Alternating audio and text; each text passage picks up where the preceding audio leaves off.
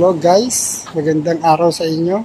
Yan, nandito na naman tayo sa Hamad Hospital since kayo na pang umaga, 7:30 AM, nandito na ako sa Hamad. Una, kung bakit ako nandito sa Hamad, meron akong appointment face-to-face sa urologist. So, bali kasi last week nagkaroon ako ng session ng MRI. Then, nakita doon na meron akong lesion ulit sa aking kidney. So, kailangang matanggal yun. So, dagdag na naman siya doon sa ating kailangang gamutin. Una, doon sa colon ko, may nakita silang tumor. Sabi ni Doc sa akin ngayon, kasi tinanong ko si Doc kung ano yung nakita niya sa colon ko. So, sabi niya, nakita niya ay tumor na kailangan tanggalin. So, naka-schedule na ako ng surgery. Actually, last week dati na-schedule na ako ng surgery.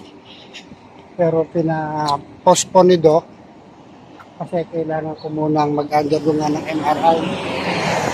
So, ngayon, tapos na yung MRI. So, in-schedule niya na ulit ako ng operation. So, it will be on August 13. August 13 ang admission ko. Tapos, August 14 ang operation. So, pray for me guys Tapos, yung operation ko ay tatagal ng 2 oras. Sabi ni doktor, 2 to 3 hours daw yung operation.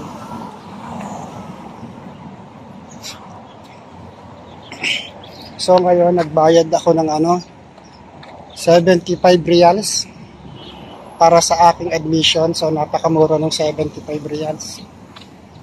Magkano lang yun sa peso. Wala pang 1,000 peso. So ngayon, pupunta naman ako sa Doha Clinic. Kasi may aayusin din ako doon sa Doha Clinic na yung prescription ko.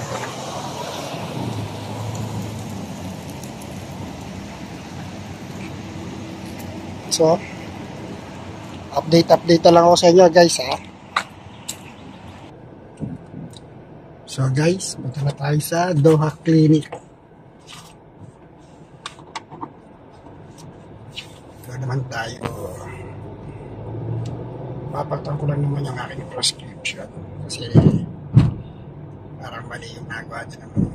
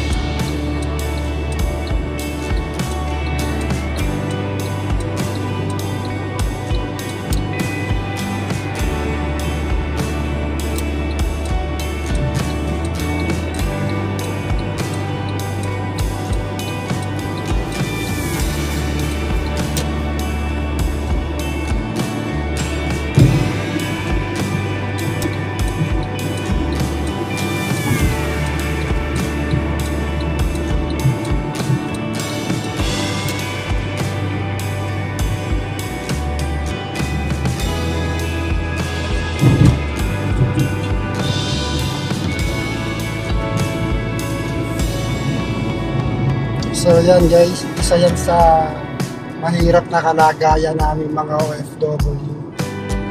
Pagka kasi dito ka merong mga yan, kagaya ng sitwasyon ko, na hospital, napunta sa hospital, wala ka man lang kasama, malakado yung mag-isa.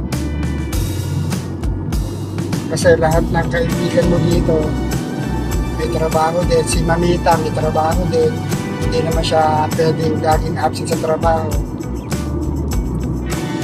Hindi ba kagaya kung nasa atin tayo, kung nasa Pinas tayo, at least may kasama kang isang kapamilya o isang kaibigan, diba? Dito wala, solo. So, pero okay lang naman yun, ganun talaga ang buhay. Pero isa yan sa disadvantage pag ikaw ay isang OFW.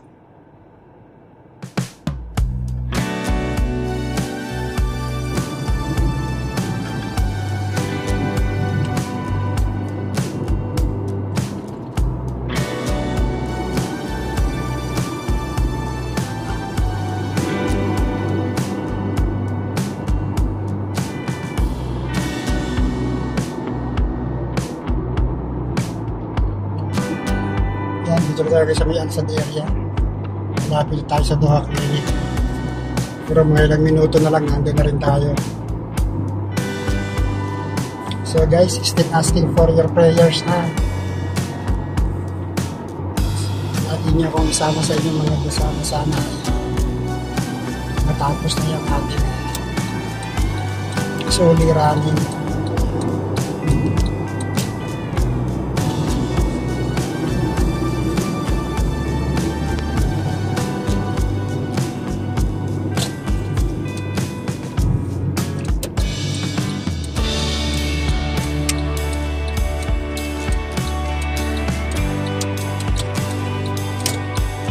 So guys, nandito na tayo sa Doha Clinic.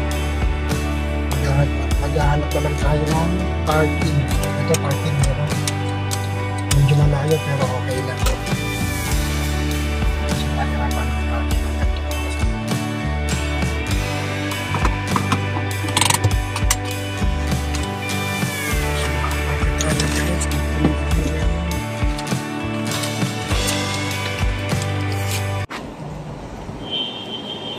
So guys, ito naglalakad na ulit tayo. Medyo mainit.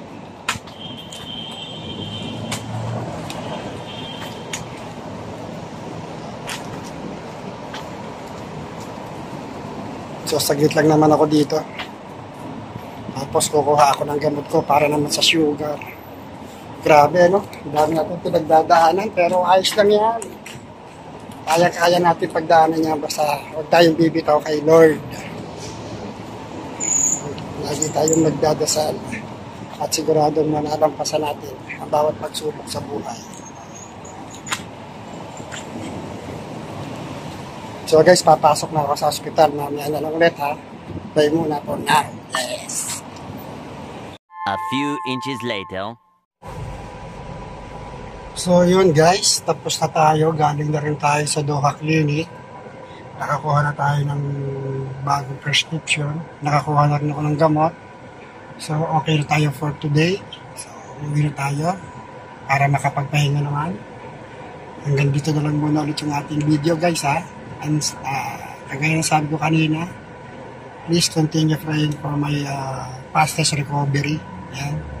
And then sa mga bago sa channel ko, please subscribe sa Totos TV at pakihit yung ating notification bell para updated kayo sa aking mga ina-upload na video at kung ano man ang nangyayari sa amin dito sa Doha. Yan. Okay, sige, bye. Guys, bye-bye.